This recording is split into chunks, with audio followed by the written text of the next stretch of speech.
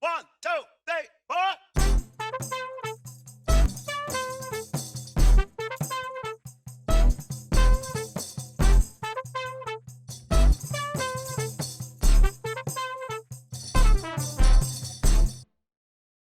Last stop on Market Street.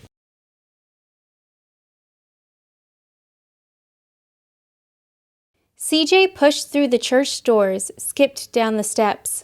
The outside air smelled like freedom, but it also smelled like rain, which freckled CJ's shirt and dripped down his nose. He ducked under his Nana's umbrella, saying, "How come we gotta wait for the bus in all this wet?" "Trees get thirsty too," his Nana told him. "Don't you see that big one drinking through a straw?" CJ looked for a long time, but he never saw a straw. From the bus stop, he watched water pool on flower petals, watched rain patter against the windshield of a nearby car. His friend Colby climbed in, gave CJ a wave, and drove off with his dad. "Nana, how come we don't got a car?" "Boy, what do we need a car for? We got a bus that breathes fire, and old Mr. Dennis who always has a trick for you." The bus creaked to a stop in front of them. It sighed and sagged, and the doors swung open. "What's that I see?" Mr. Dennis asked. He pulled a coin from behind CJ's ear, placed it in his palm. Nana laughed her deep laugh and pushed CJ along. They sat right up front. The man across the way was tuning a guitar. An old woman with curlers had butterflies in a jar.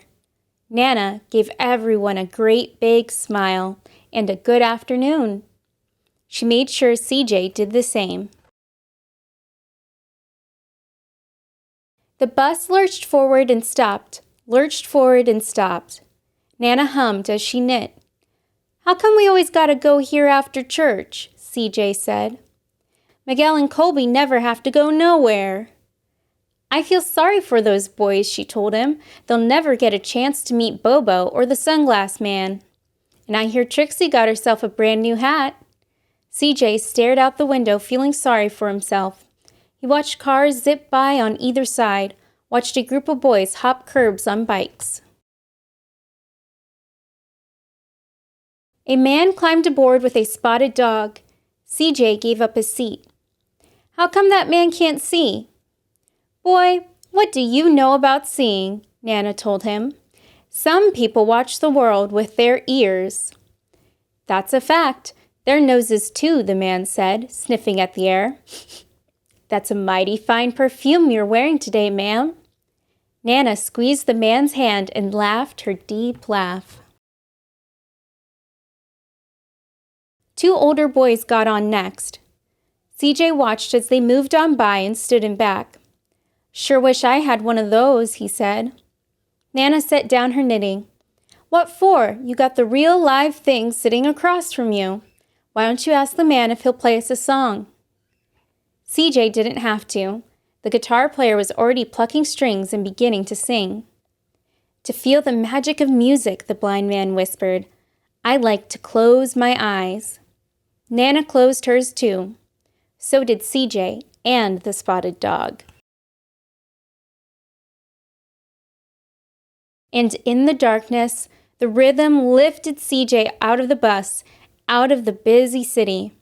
He saw sunset colors swirling over crashing waves, saw a family of hawks slicing through the sky, saw the old woman's butterflies dancing free in the light of the moon. CJ's chest grew full, and he was lost in the sound, and the sound gave him the feeling of magic. The song ended, and CJ opened his eyes. Everyone on the bus clapped, even the boys in the back. Nana glanced at the coin in CJ's palm. CJ dropped it in the man's hat. "Last stop on Market Street," Mr. Dennis called. CJ looked around as he stepped off the bus. Crumbling sidewalks and broken-down doors, graffiti-tagged windows and boarded-up stores. He reached for his Nana's hand. "How come it's always so dirty over here?" She smiled and pointed to the sky. Sometimes, when you're surrounded by dirt, CJ, you're a better witness for what's beautiful. CJ saw the perfect rainbow arching over their soup kitchen. He wondered how his Nana always found beautiful where he never even thought to look. He looked all around them again, at the bus rounding the corner out of sight, and the broken street lamp still lit up bright, and the stray cat shadows moving across the wall. When he spotted their familiar faces in the window, he said, "I'm glad we came." He thought his Nana might laugh her deep laugh, but she didn't. She patted him on the head and told him, "Me too, CJ.